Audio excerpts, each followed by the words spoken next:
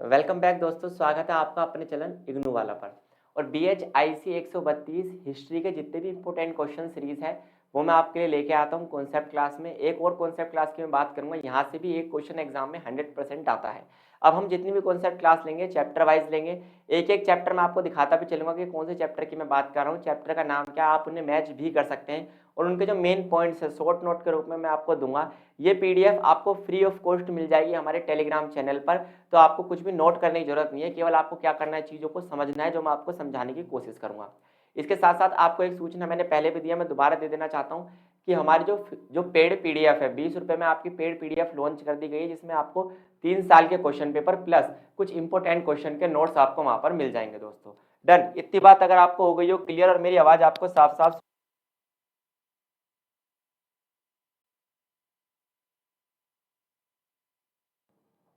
तो बिल्कुल मेरी आवाज़ आपको साफ साफ सुनाई दे रही है दोस्तों और चीज़ें आपको साफ साफ दिखाई दे भी रही हैं। तो उस पेड PDF के लिए आप क्या कर सकते हैं, हमारे टेलीग्राम चैनल पे तो आपको फ्री PDF मिलती है। पेड PDF के लिए आप क्या करेंगे, हमारे व्हाट्सएप नंबर जो आपको डिस्क्रिप्शन बॉक्स में दिया गया है उससे आके आप परचेज कर सकते हैं। तो चलिए शुरू करते हैं क्लास को। BHIC 132 हिस्ट्री यानी इतिहास के कुछ मोस्ट इंपॉर्टेंट क्वेश्चन जो आपके जून 2023 के एग्जाम में आने वाले हैं। तो इस क्लास को हम शुरू करते हैं, उम्मीद है आपको क्लास पसंद आएगी दोस्तों। सबसे पहला तो आप ये समझ लीजिए आज की इस क्लास में हम करने क्या वाले हैं, कौन सा चैप्टर करने वाले हैं, उस चैप्टर के कौन कौन से टॉपिक्स मैं आपको यहाँ समझाऊंगा। अब मैं आपको टॉपिक वाइज समझाऊंगा ताकि आपको इतनी बात क्लियर हो जाए कि सर जो पढ़ा रहे हैं ये किस एग्जाम में आपका आने वाला है। तो उम्मीद है आपको चीज़ें साफ साफ थोड़ी हल्की दिखाई दे रही हैं।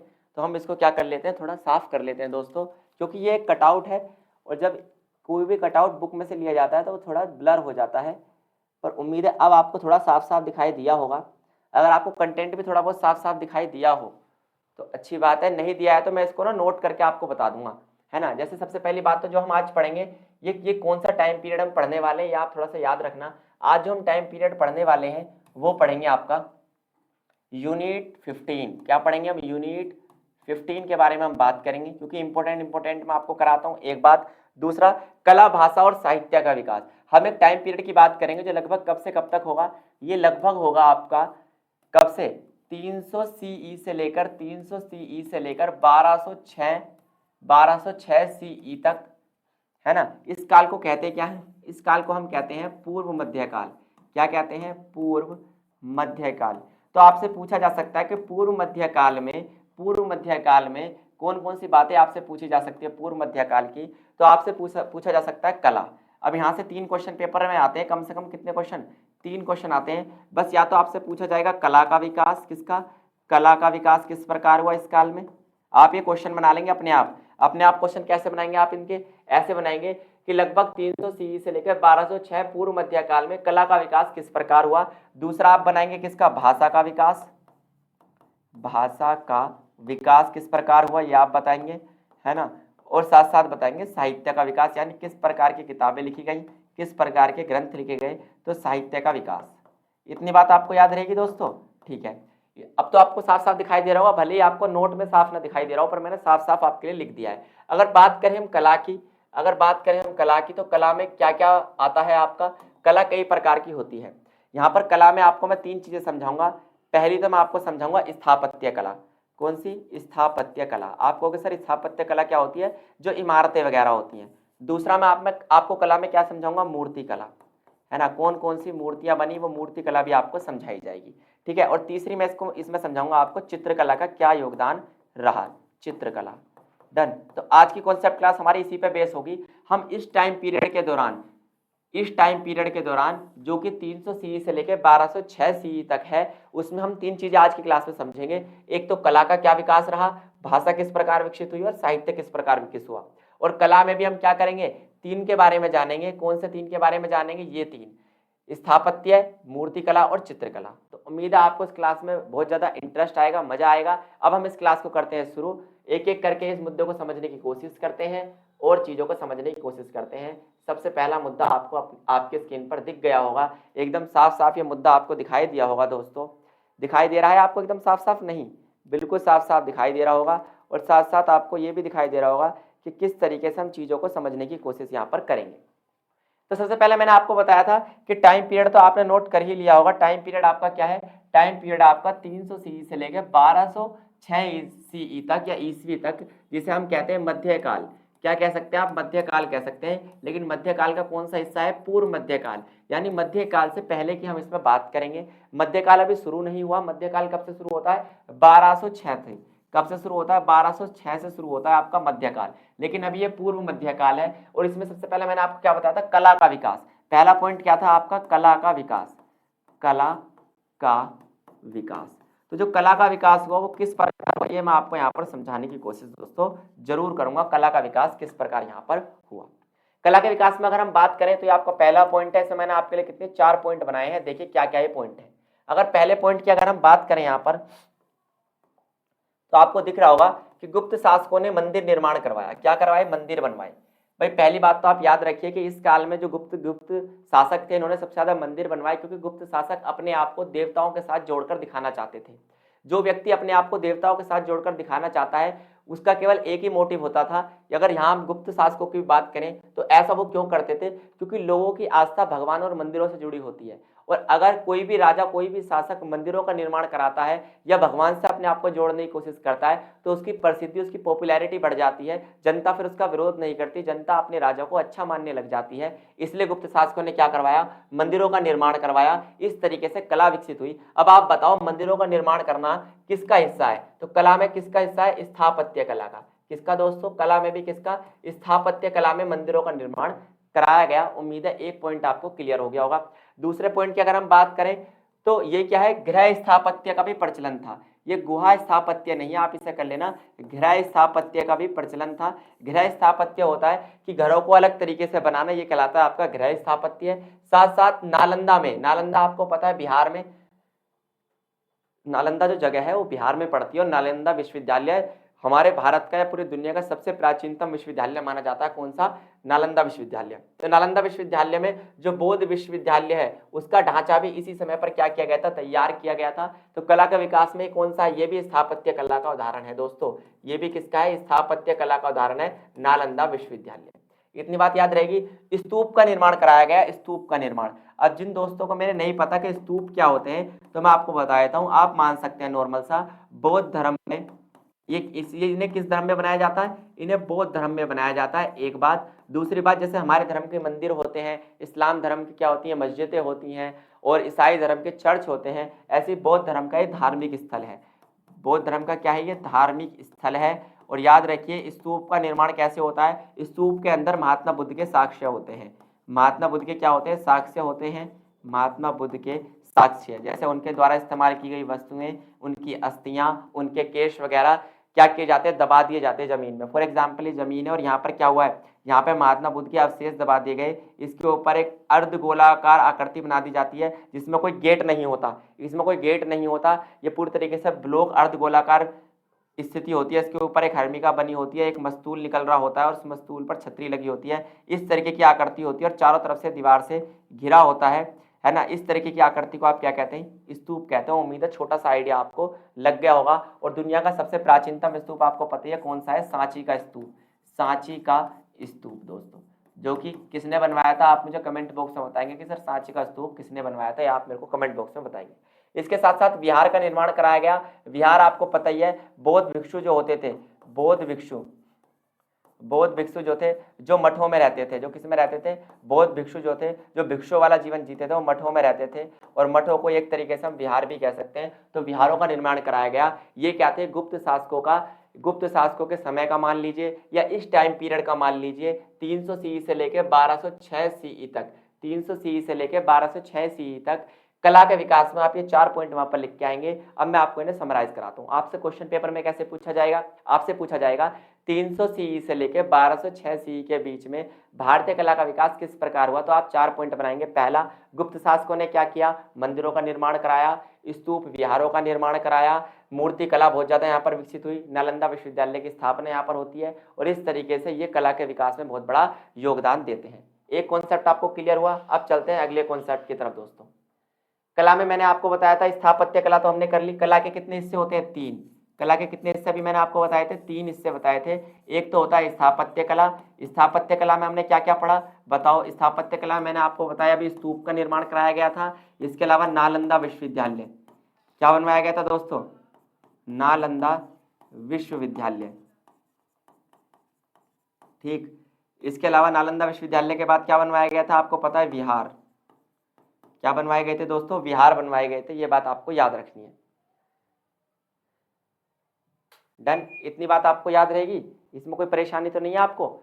साथ साथ कला स्थापत्य कला में मैंने क्या कहा था, दूसरा हिस्सा आता है आपका मूर्ति कला। अब मैं आपको मूर्ति कला के बारे में बताऊंगा, इस काल में मूर्ति कला कैसी थी, और साथ साथ फिर आती है आपकी चित्रकला, और चित्रकला के समाप्त होते ही आपका कला का क्वेश्चन क्लियर हो जाएगा कि कला में आप टोटल कितने पॉइंट बना के आएंगे। 3 पॉइंट, स्थापत्य कला, मूर्ति कला और चित्रकला आप बना के आएंगे। स्थापत्य कला में स्तूप, विहार, नालंदा विश्वविद्यालय लिख सकते हैं आप, और मंदिरों का निर्माण कराया था गुप्त शासकों ने, ये भी आप इसमें नोट कर सकते हैं दोस्तों। इतनी बात आपको क्लियर होगी।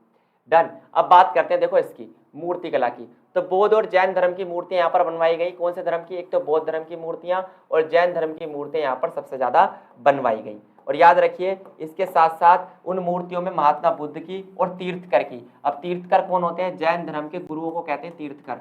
जो जैन धर्म के गुरु होते हैं ना, जैन धर्म के गुरु, जैसे आपने ऋषभ देव का नाम सुना होगा, पार्श्वनाथ का नाम सुना होगा, महावीर जैन, तो उनकी मूर्तियां बनवाई गई, और साथ साथ महात्मा बुद्ध की भी मूर्तियां बनवाई गई इस काल के दौरान। हमेशा टाइम पीरियड आप याद रखना, इस काल के दौरान अगर आपसे मूर्ति कला पूछे तो आप यही लिखेंगे।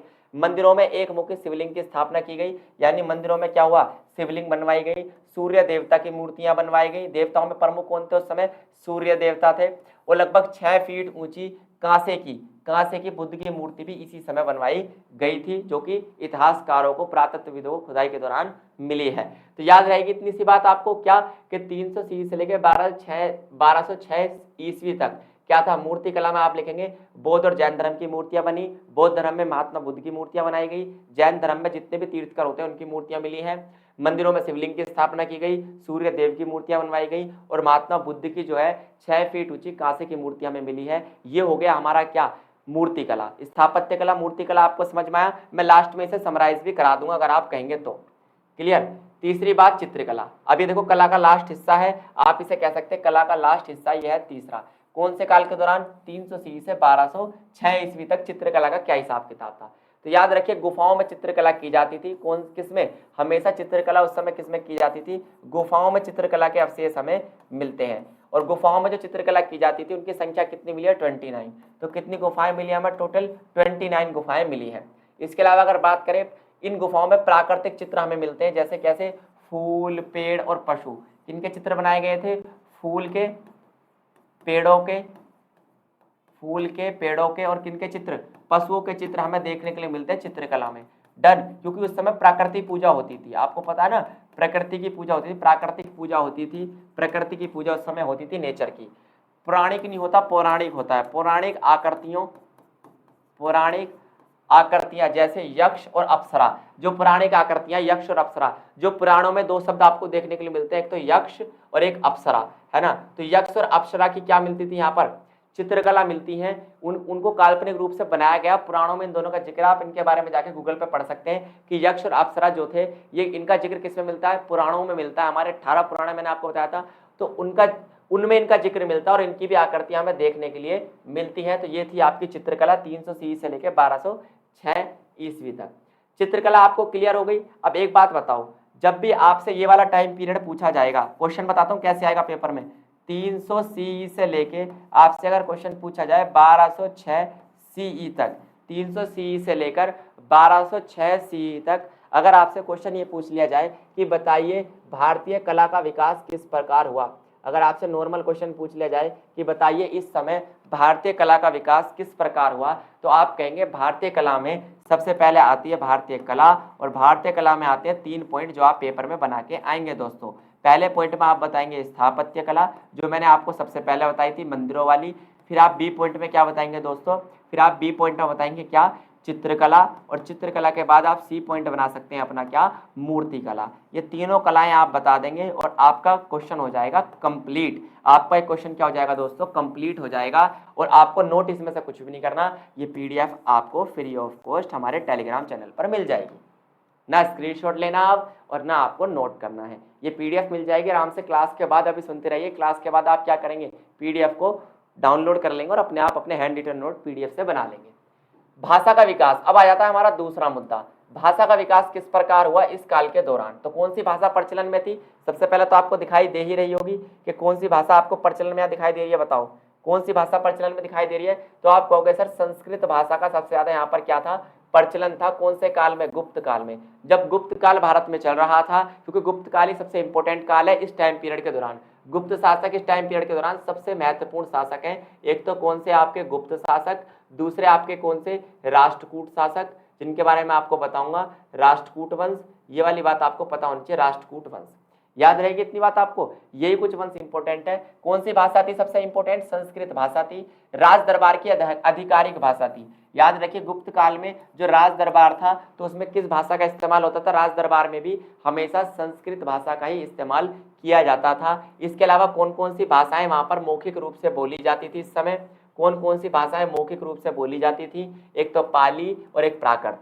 पाली और प्राकृत जो है यही वो भाषाएं थी जो अशोक के अभिलेखों में भी हमें देखने को मिलती है और आम बोलचाल की भाषा आप इन्हें कह सकते हैं। ये दोनों भाषा किसकी थी, ये दोनों भाषाएं दोस्तों आम बोलचाल की थी। जैसे आज के समय में आप क्या करते हो, आज के समय में आप हिंदी का इस्तेमाल करते हो आम बोलचाल में, तो इस तरीके से आम बोलचाल में पाली और प्राकृत भाषा का इस्तेमाल किया जाता था। इसके अलावा अगर अगले पॉइंट की हम बात करें तो अगले पॉइंट में आप ये देख पा रहे होंगे कि अगला पॉइंट है संस्कृत के महान कवि जैसे नाटककार इसी समय पर हुए। संस्कृत के महान कवि और नाटककार किस समय पे हुए, इसी समय पर हुए। अब आप कहोगे जैसे सर संस्कृत के, अब आप मुझे कमेंट बॉक्स में बताओ कोई फेमस व्यक्ति का नाम आप बताओ, एक फेमस नाटककार का या फेमस कवि का नाम बताओ जो कि संस्कृत भाषा का हो और बुक में आपने उसका नाम पढ़ा हो। इसके अलावा गणित, खगोल शास्त्री, चिकित्सा शास्त्र आदि को संस्कृत में ही लिखा गया। आदि को किस में लिखा गया, संस्कृत में ही लिखा गया। और ये सब कुछ लिखा किसने, एक व्यक्ति का नाम आपने सुना होगा, आर्यभट्ट। आर्यभट्ट को इसी काल का माना जाता है जिन्होंने शून्य की खोज की थी। ऐसा मानते हैं कि उन्होंने ही मैथमेटिक्स, खगोल शास्त्र और क्या कह सकते हैं आपका चिकित्सा शास्त्र, इन सबको संस्कृत भाषा में लिखा। तो संस्कृत ही मुख्य भाषा थी, संस्कृत भाषा में पूरा विकास हो पा रहा था। कौन से काल के दौरान, आपका 300 सीई से लेकर 1206 सीई तक। डन, इतनी बात आपको क्लियर है। इससे पहले भी मैं बहुत सारी कॉन्सेप्ट क्लास दोस्तों ले चुका हूं, तो आप जाकर प्लेलिस्ट में देख सकते हैं। अगर आप ये पहली क्लास देख रहे हैं तो आपको कुछ समझ में नहीं आएगा, जब आप शुरू से देखोगे तब समझ में आएगा कि सर किस तरीके से पढ़ा रहे हैं। इंपॉर्टेंट क्वेश्चन बता रहा हूँ। अब साहित्य का विकास कौन से काल के दौरान, काल आपको याद रहना चाहिए 300 से लेकर 1206 सीई तक, 300 से लेकर 1206 सीई तक किसका, साहित्य का विकास किस प्रकार हुआ। और मैंने आपको बताया था साहित्य में आती है पुस्तकें और ग्रंथ। साहित्य में क्या आते हैं दोस्तों, साहित्य में आती है पुस्तक, और पुस्तकों के साथ साथ क्या आता है साहित्यों में ग्रंथ इत्यादि आते हैं हमारे किसमें, साहित्य में। इतनी बात आपको याद रहेगी। अब जब एक बात बताओ, अभी हमने भाषा के विकास में क्या पढ़ा कि भाषा का जो इस्तेमाल होता था वो बोलचाल में पाली और प्राकृत, और लिखित रूप में साहित्य में होती थी संस्कृत भाषा।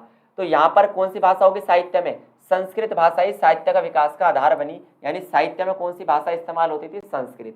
महाकाव्य से रामायण और महाभारत का संकलन भी किसमें हुआ, संस्कृत भाषा में हुआ। इसी समय इन दोनों का संकलन माना जाता है कि रामायण और महाभारत जो था वो इसी समय पे लिखी गई है, और इसी समय पर उनका क्या हुआ है दोस्तों, इसी समय पर उन्हें संस्कृत भाषा में लिखा गया। इसके अलावा संस्कृत के महानतम कवि कालिदास, कालिदास की जो रचनाएं हैं वो भी किस में मिलती हैं, संस्कृत में मिलती हैं। और संस्कृत का जो साहित्य है उसमें कालिदास का योगदान बहुत ज्यादा क्या रहा है, इंपॉर्टेंट रहा है। इसके ऊपर आप एक नोट तैयार करेंगे कि किस तरीके से कालिदास ने संस्कृत के साहित्य लेखन में बड़ी भूमिका निभाई है। ये क्वेश्चन प्रीवियस ईयर में आ चुका है, ये आपको पेड पीडीएफ में सॉल्यूशन में मिल जाएगा। डन। इसके अलावा मेघदूत 100 श्लोकों में काव्यात्मक रचना है। अब ये बताइए मेघदूत किसकी रचना है, आप मुझे बताओगे कि ये मेघदूत किस कवि की रचना है, जिसमें कितने श्लोक हैं, जिसमें कितने श्लोक हैं दोस्तों, 100 श्लोक हैं। ठीक है, और कैसी रचना है, काव्यात्मक रचना, यानी कविताओं के रूप में काव्यात्मक रचना है, पूरी कविताओं से भरी पड़ी है, 100 श्लोक है। और कविता का उसका नाम क्या है, रचना का मेघदूत है। तो आप बताएंगे इसके राइटर या इसके पोएट कौन है। डन। इसके अलावा आर्यभट्ट ने इसी समय पर ज्यामिति यानी ज्योमेट्री लिखी, बीजगणित यानी कि क्या लिखा आपका, बीजगणित क्या होता है आपका बताओ, बीजगणित यानी अलजेब्रा, अलजेब्रा इसी समय पर लिखा गया, ज्योमेट्री इसी समय पर लिखी गई, और किसने लिखी, आर्यभट्ट ने। तो आप साहित्य के विकास में ये चीजें बताएंगे। इतनी बात अगर आपको क्लियर हो गई है दोस्तों, तो अब मैं आपको इस चैप्टर को कहता हूं समराइज, और किस तरीके से आप पेपर में से अटेम्प्ट करेंगे वो मैं आपको बताने की कोशिश करता हूं। चलिए अब हम इसे समराइज करने की कोशिश करते हैं। देखो खाली पन्ना मिल गया हमें। अब देखो, आपसे एक टाइम पीरियड पूछा जाएगा पेपर में नॉर्मल सा, आपसे कहा जाएगा कि बताइए एक टाइम पीरियड है 300 से लेके 1206 क्या ईस्वी का टाइम पीरियड हम आपको देते हैं। इसमें आपसे 3 क्वेश्चन पेपर में पूछे जाएंगे। आप कहेंगे सर वो 3 क्वेश्चन कौन से होंगे, तो आपसे कहा जाएगा एक तो बताइए कला के बारे में कि कला का विकास इस समय कैसे हुआ, कला का विकास। ये क्वेश्चन पेपर में थोड़े हार्ड लेवल के होते हैं, इसलिए मैं आपको ना दोबारा समराइज करा रहा हूँ। दूसरा आपसे पूछा जाएगा कि मूर्ति कला का विकास किस प्रकार हुआ। चलो मूर्ति कला तो इसी में आ जाएगी। फिर आपसे पूछा जाएगा भाषा का विकास, भाषा का विकास किस प्रकार हुआ, यह आपसे पूछा जाएगा। और साथ साथ तीसरे लेवल पे आपसे क्या पूछा जाएगा, साहित्य का विकास कैसे हुआ इस टाइम पीरियड के दौरान, साहित्य का विकास। डन दोस्तों। अब आपको करना क्या है, जब आपसे कला के बारे में पूछा जाए तो आप इसके अंदर भी कितने पॉइंट बना रहे होंगे, 3 पॉइंट बना रहे होंगे। सबसे पहले तो आप बताएंगे स्थापत्य कला, पहले क्या बताएंगे, स्थापत्य कला आप बताएंगे। डन। इसके अलावा फिर दूसरे में आप क्या बताएंगे, इसके बाद आप बताएंगे चित्रकला, क्या बताएंगे, चित्रकला। इसके बाद आप क्या बताएंगे, तीसरी कला कौन सी बताई थी मैंने आपको, मूर्ति कला। डन। तो ये तीनों कलाओं के बारे में अगर आप बता देंगे तो आपका ये वाला क्वेश्चन हो जाएगा कि कला का विकास किस प्रकार हुआ था, ये वाला क्वेश्चन आपका दोस्तों हो जाएगा। डन। इसके अलावा जब आपसे पूछा जाए भाषा का विकास किस प्रकार हुआ, तो इसमें आप क्या बताएंगे, भाषा में आप बताएंगे संस्कृत भाषा। कौन सी दोस्तों, संस्कृत भाषा आप बताएंगे। ये तो थी किसमें, लेखन में इस्तेमाल होती थी, लेखन में इस्तेमाल होती थी। साथ साथ राज दरबार में इस्तेमाल होती थी, राज दरबार में इस्तेमाल होती थी। और अगर आपसे पूछा जाए किस वंश के राज दरबार में इस्तेमाल होती थी, तो आप कहेंगे गुप्त काल में। किसमें, गुप्त काल में इस्तेमाल होती थी, गुप्त काल में। डन। इसके अलावा आपको याद रखना है कि आम बोलचाल में पाली और प्राकृत भाषा का इस्तेमाल होता था। पाली और प्राकृत जो भाषा थी वो कैसी थी, आम बोलचाल की भाषा थी उस समय, आम बोलचाल की भाषा, आम बोलचाल की भाषा, आम बोलचाल की भाषा। याद रहेगी इतनी बात दोस्तों आपको, ठीक है। इसके अलावा जब आपसे साहित्य का विकास पूछा जाए तो आप कालिदास का योगदान जरूर बताएंगे कि कालिदास जिसने क्या किया, संस्कृत में अपना पूरा साहित्य लिखा। साथ साथ आप बताएंगे कि आर्यभट्ट ने क्या किया था इसी समय, आर्यभट्ट ने अपनी क्या लिखी थी, आर्यभट्ट ने अपनी जामिति इसी समय लिखी थी आपने। और इसके अलावा बीज गणित भी उसने इसी समय लिखी थी, अपनी बीज गणित। अगर आपसे नॉर्मली पूछ लिया जाए स्थापत्य कला में आप क्या क्या बताएंगे, एक तो मंदिर का निर्माण कराया गया, दूसरी बात नालंदा विश्वविद्यालय आप बताएंगे, क्या नालंदा विश्वविद्यालय आप यहाँ पर बताएंगे। साथ साथ आप यहाँ पर बताएंगे क्या, स्थापत्य कला में गृह स्थापत्य बताएंगे, घरों का निर्माण कराया गया, ठीक है। और अगर आपसे पूछ ले चित्रकला, तो चित्रकला में आप क्या बताएंगे, किसका चित्र यहाँ पर बनाया गया था, तो आपको मैंने बताया था प्रकृति के बारे में बताएंगे, प्राकृतिक चित्रण यहाँ पर किया गया है। और ये चित्रण कहाँ पर किया गया था, गुफाओं में किया गया था, कहाँ पर, गुफाओं में। इतनी बात आपको याद रहेगी दोस्तों। मूर्ति कला में आप बताएंगे कौन कौन से धर्म की मूर्तियां मिलती हैं, जैन की, बौद्ध धर्म की। अगर बात करें जैन धर्म की तो किसकी मिलती है, तीर्थकर की, तीर्थकरों की मूर्ति मिलती है। और बौद्ध धर्म में महात्मा बुद्ध की मूर्ति मिलती है, किसकी, महात्मा बुद्ध की।